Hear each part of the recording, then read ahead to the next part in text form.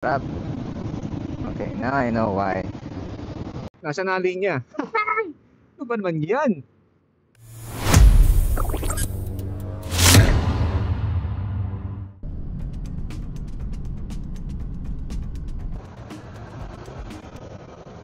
Ayan, kakalabas lang natin ng motor trade. Unang ride. Tara! Uy.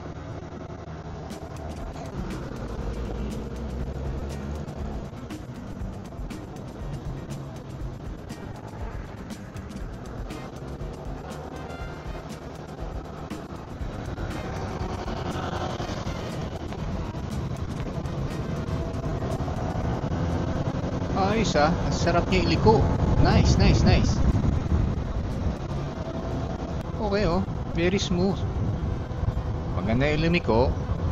At smooth ang arangkada niya. Pag twist mo ng throttle talagang pumipick up talaga siya. Ayan oh.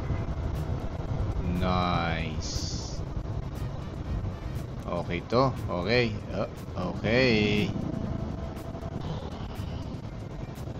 Ayan, medyo traffic. Sige, subukan naman natin mag-filter. Medyo nangangapa pa tayo eh. Oops. Okay. Sige. Oh, lalim.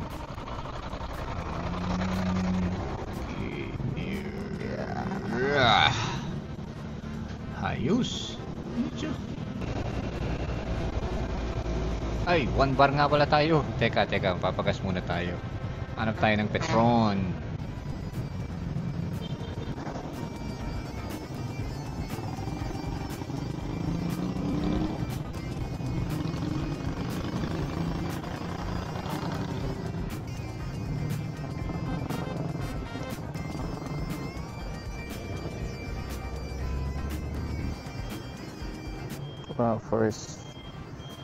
First full tank ni Giorno. Magkano kaya?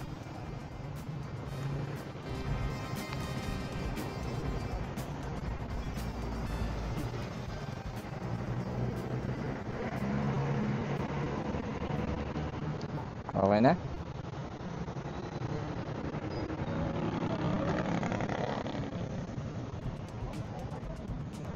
Tabi mo na yan. Okay na. Thank you.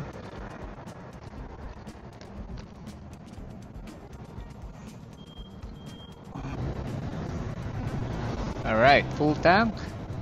Tingnan natin hanggang saan aabot ang full tank. But for now, punta tayo sa lugar na merong end cap. Let's go!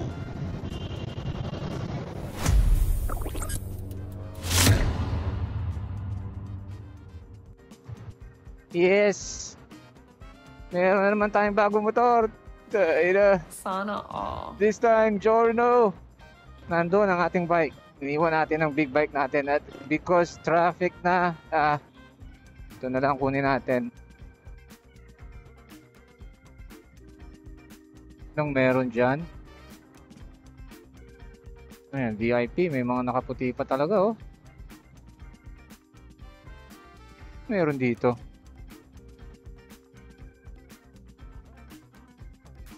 Sige, pakasok! Sige, pasok! Sige! Tayo na, traffic. What? Traffic na tayo, Friday. Pag-aga pa. 2 o'clock pa lang. Grabe traffic.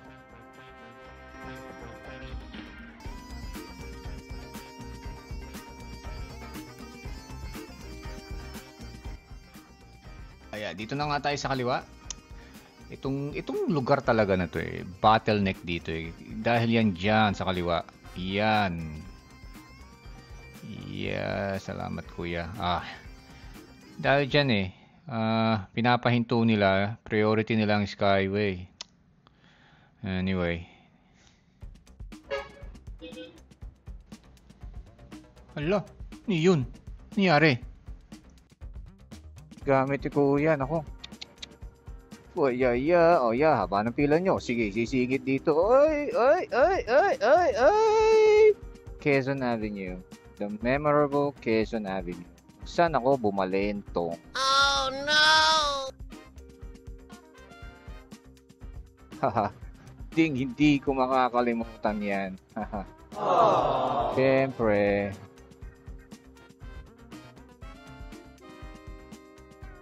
Experience yun. Learning experience. Tayo ay kakaliwa dito. Kasi tayo pupunta ng underpass.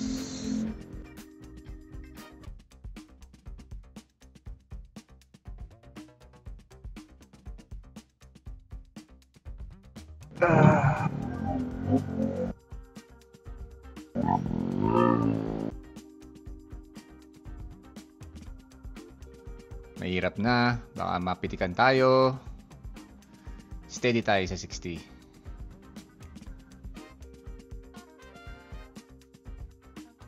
At ayan, nasa circle na tayo. Ang daan na sala-salabat ang mga motorista.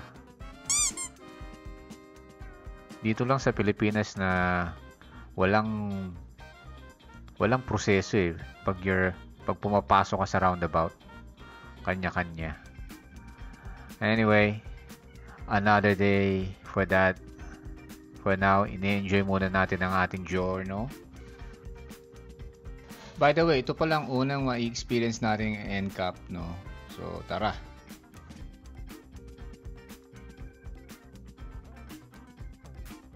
Nasa na linya? Ano ba naman yan? Ayun ang linya. Okay. Ito naman pala eh. Lakas ni kuya oh.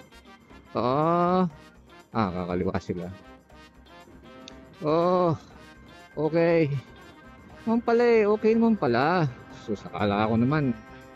Si kuya, MMDA oh. Sakit sa puwet. Okay, ano ba masasabi ko sa giorno? Matagtag ba siya? Medyo matagtag. I mean, these are all like subjective eh. Kung ano matagtag sa akin eh, baka hindi matagtag sa inyo. Kung hindi matagtag sa inyo, matagtag sa akin. So, isa masasabi ko, pag ako umarangkada, yun, papalo. Parang ito, halimbawa, 47. Ay, nakalimutan ko, 44. Pika! Mga ganun. Ako ba? Yeah, tagtag. Yun. Yun na matagtag. Yun. Boom. Basta masaya ako dito sa aking official first scooter. Hindi hiram.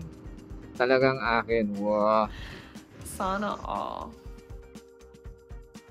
Tako din pala mga 4 wheels na pumunta sa linya ng motorcycle eh. Akala ko motorcycle lang takot lumabas. Yes! So, kaya ng sinabi ko kanina, unang bike natin, baliktad, unang bike natin ang CB. I think wala na yatang NCAP dito. Sige, labas na tayo. Boom! Joke! Ayun nga. Yeah, dito wala na. Alam ko, pwede na dito lumabas. Santa. Yeah, wala na yata dito. Labo-labo na dito. Labo-labo! Pasok! Yeah, boy! Yeah!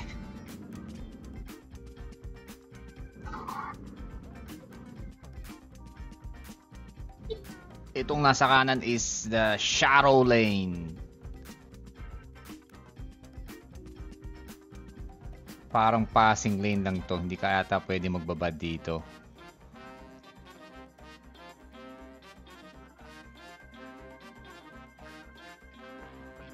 Wow! Ang galing nila ate. Nakatayo na. Yep. Sundot.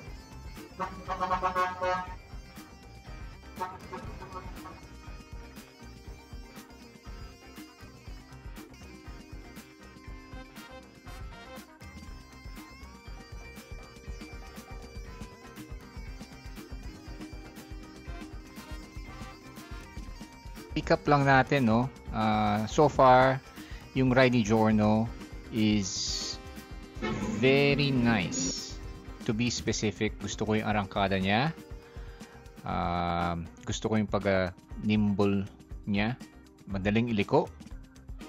As far as the seat height, okay naman ang seat height for me. I'm 5'9". Siguro ang pinaka-cons ko lang is yung suspension niya. Bali yung fuel consumption, malalaman pa natin yan in a few days. Kasi kaka full tank pa lang natin ngayon.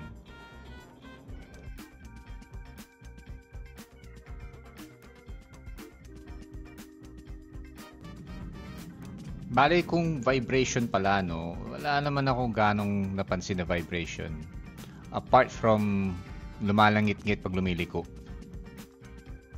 Usapang gulong pala. Papalitan ko siya. Kasi kanina, yung sa daan sa Commonwealth, may mga parang marking eh. Dumudulas siya. Okay, broken line, shallow lane.